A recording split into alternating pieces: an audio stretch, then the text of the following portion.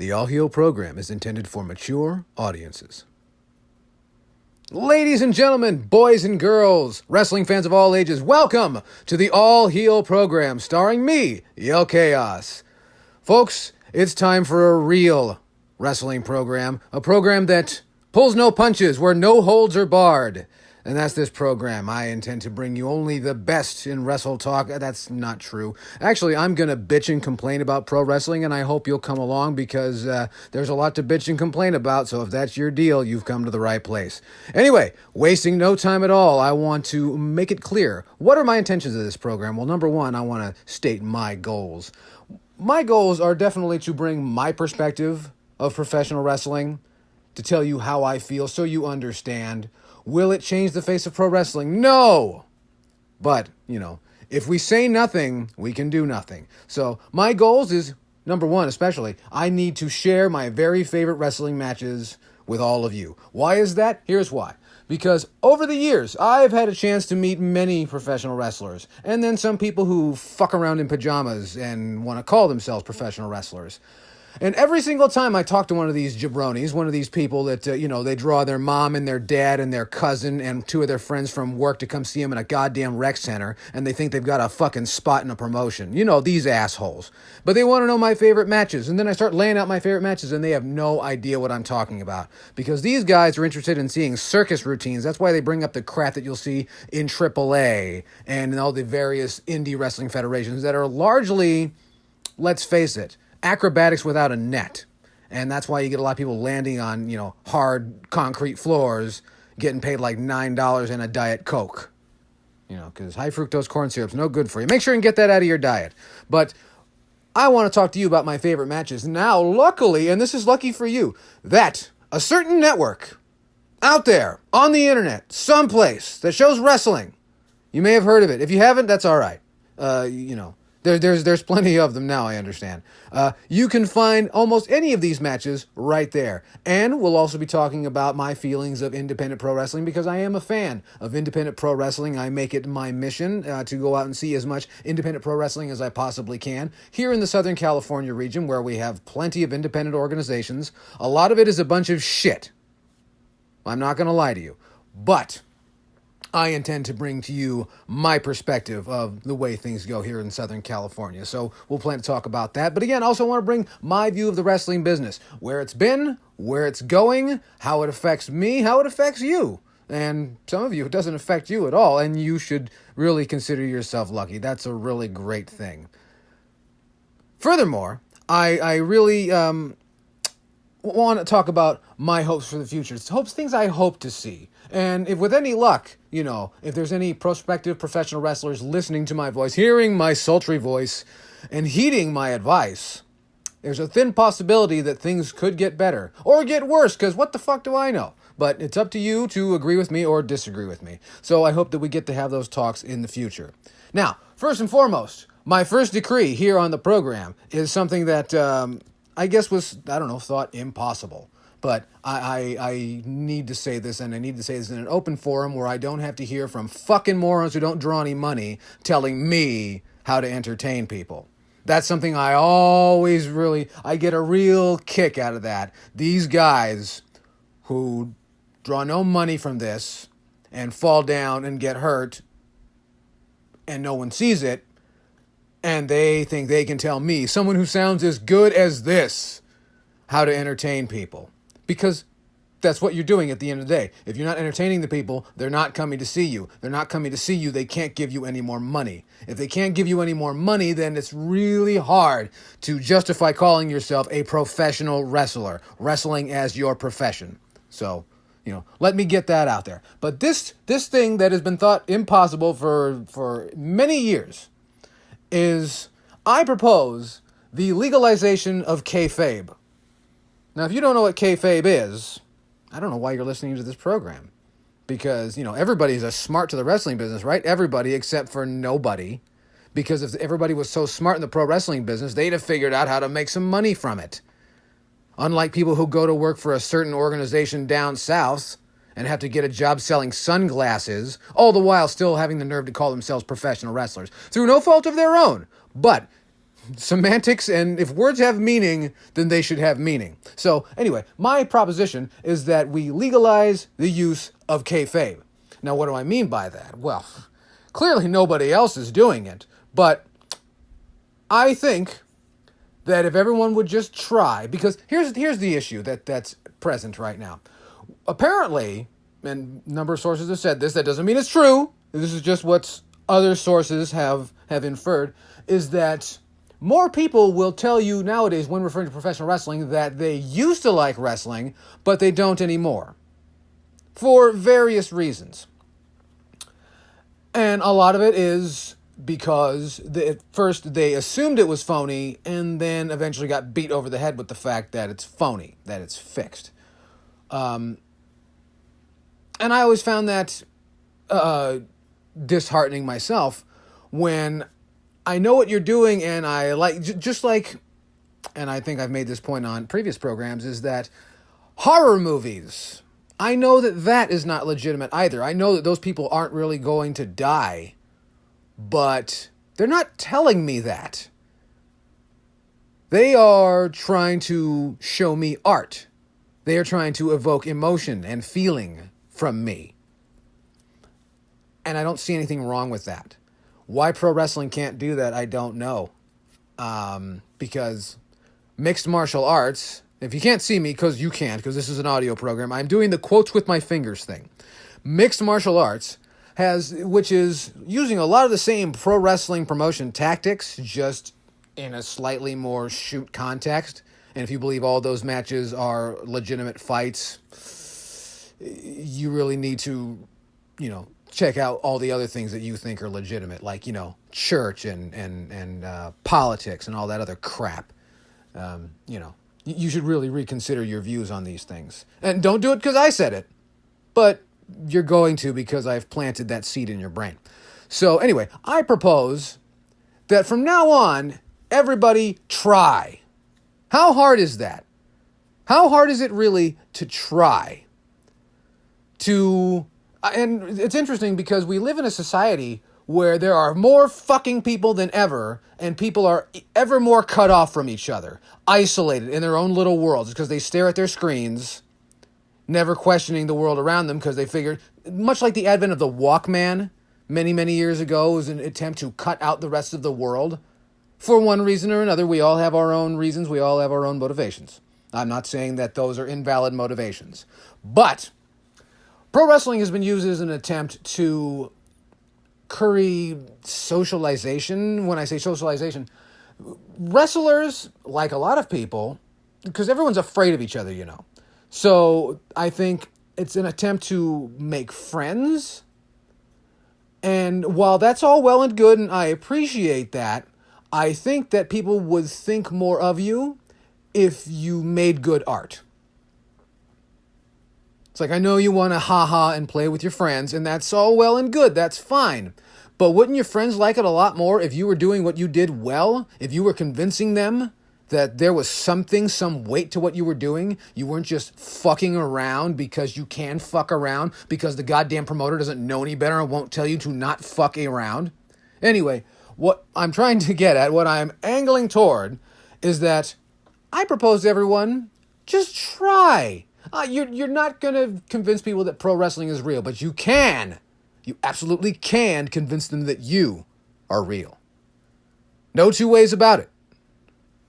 Now, here I am saying it out loud in front of everybody, but who's going to hear this program? 52 people are going to hear this program. But one of you might be a prospective pro wrestler, and one of you might take my words. You might heed my words and my advice and say, you know what? I think I'm going to try.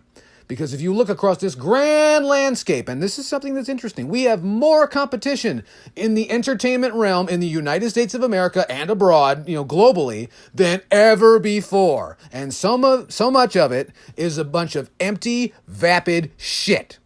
It's what I like to call county fair entertainment. They are just here to draw your dollars with no real thought behind it, and making no attempt to cover up the fact that they're just here to fleece you for your dollars.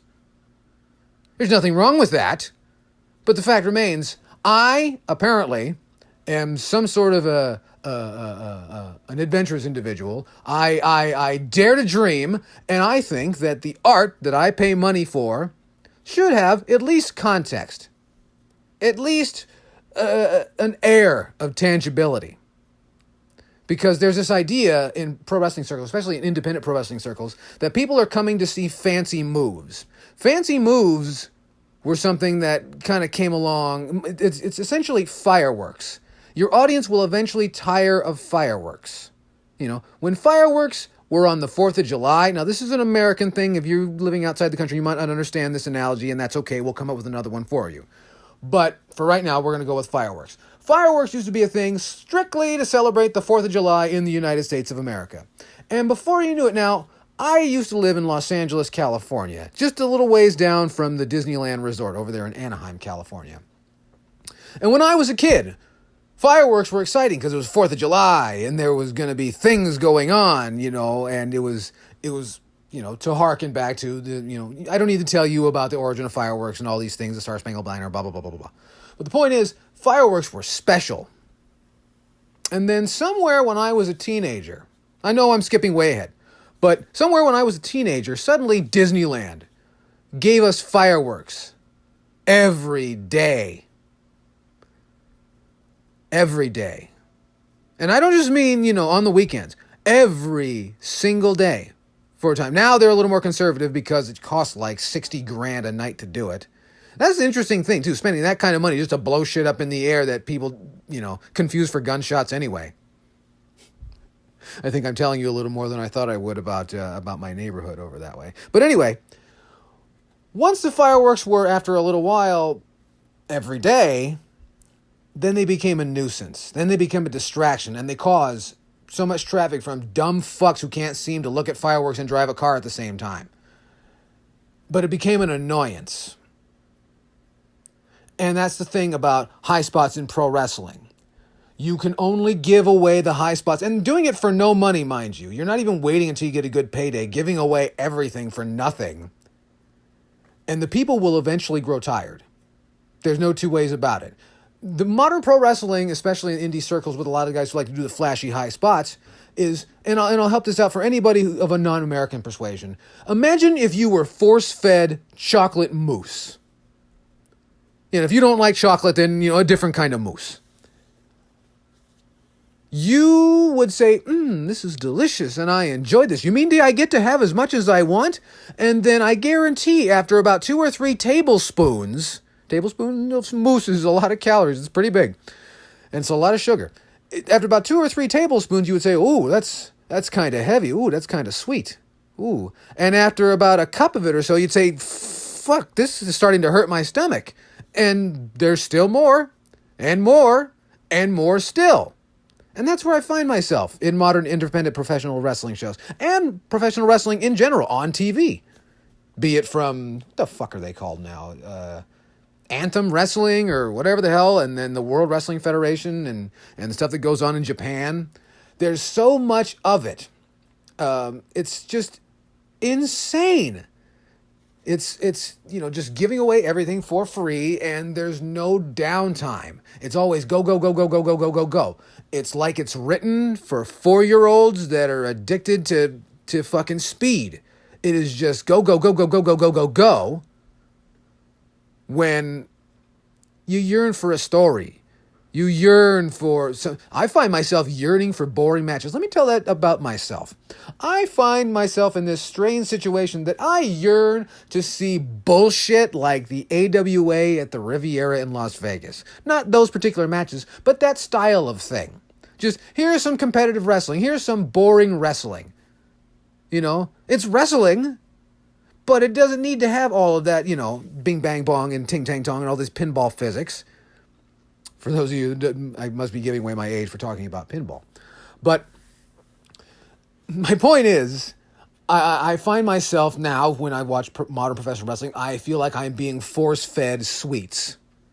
When it's my own idea, sure, it's great, I'm getting away with something, but when it's just being jammed in my face incessantly, all evening for 3 hours on Monday and 2 hours on Tuesday, and then whatever the hell comes on Wednesday. And this is just what's going on in the major league scene. Then I have to go to see guys on when I go on Saturdays or Sundays on the weekends to see the independent shows here in town, and I see guys who want to go work in the major leagues, and they're giving me the same goddamn thing. And I gotta tell you something, guys, it's not gonna work. Your bodies will only do this for so long. You can only do that sort of thing for a little while before, death defiance starts to really, justify its name. So that's one of my gripes in professional wrestling these days. And I hope that anybody who's listening to my voice understands that the moves are fine. They're real cute. They're real nice. But just like, learn from what's going on now in movies.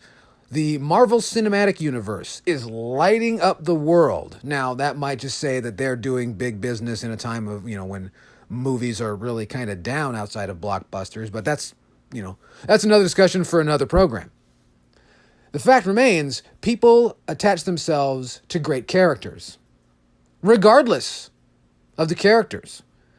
There's a lot of people that want to tell me that we live in a more cynical society and the idea of good versus evil no longer gets over. And that's why Deadpool is so popular. It's like, if that's the case, then how did Ant-Man do as well as it did? Who gives a shit about Ant-Man? But Ant-Man makes millions.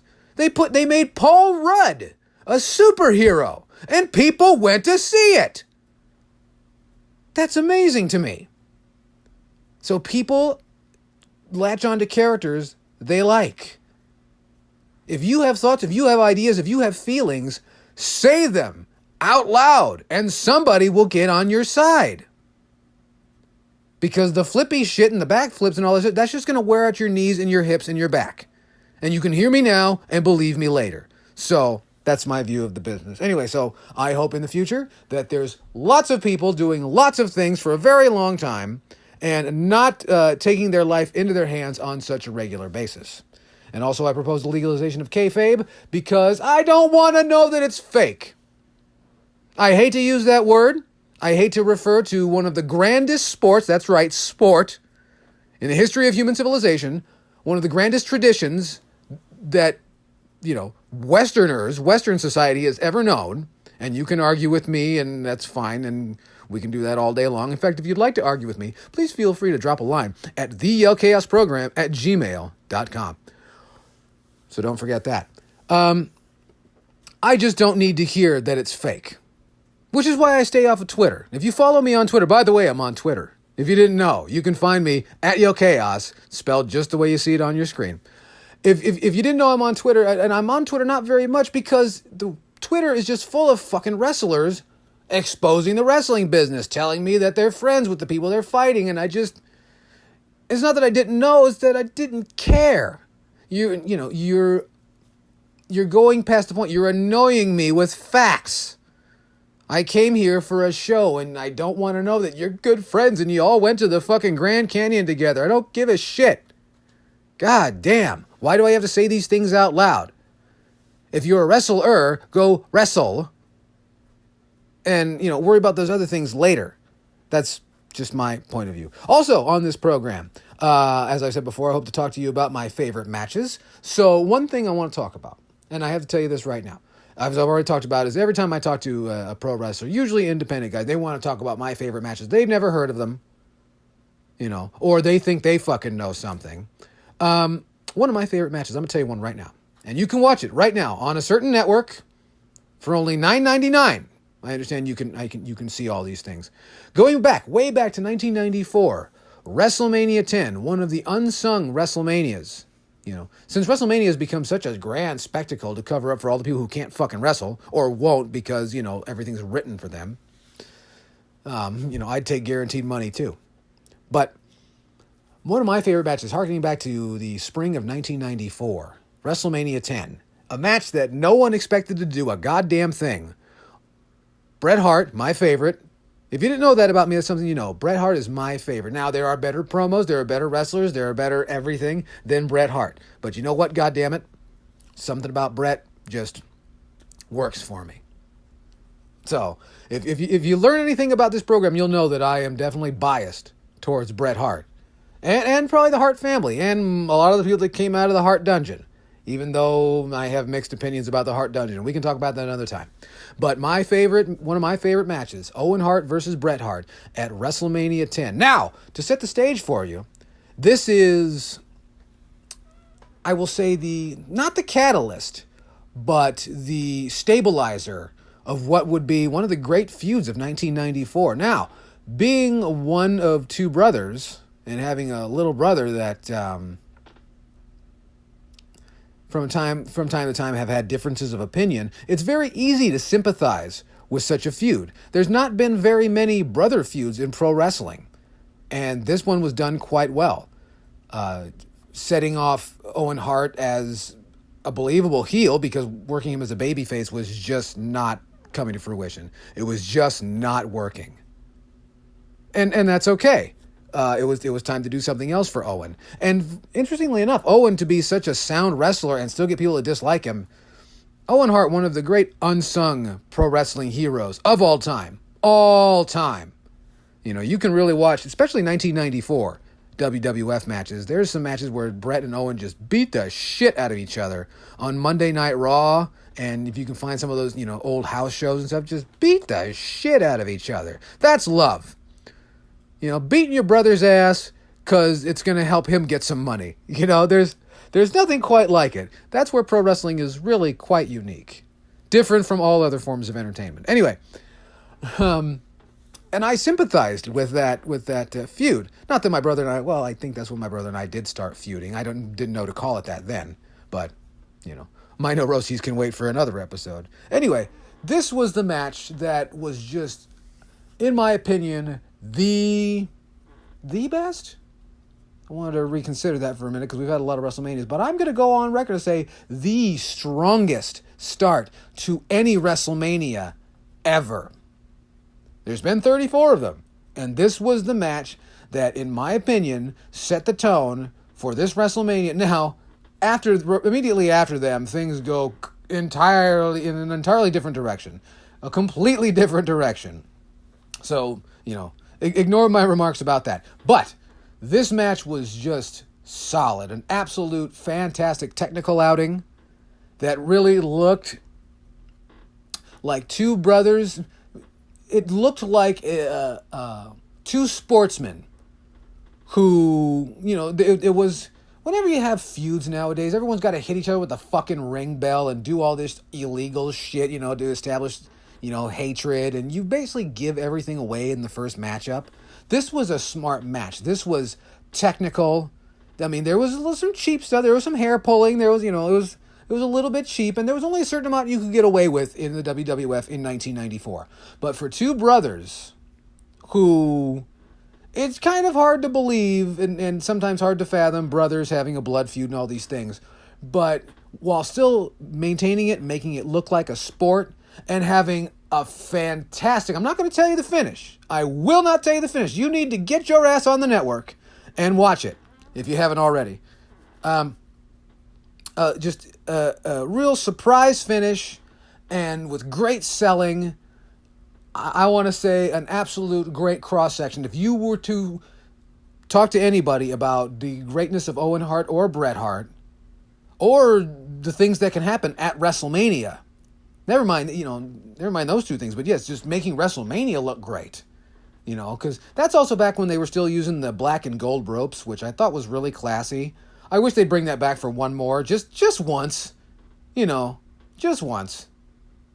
Something. It didn't even have to, one match. Give me one match at WrestleMania. They change them for the stupid cruiserweights to put the purple ropes on there. They can give me the black and gold one time. One time they can do it. I know they can. But this was just a great exhibition for WrestleMania.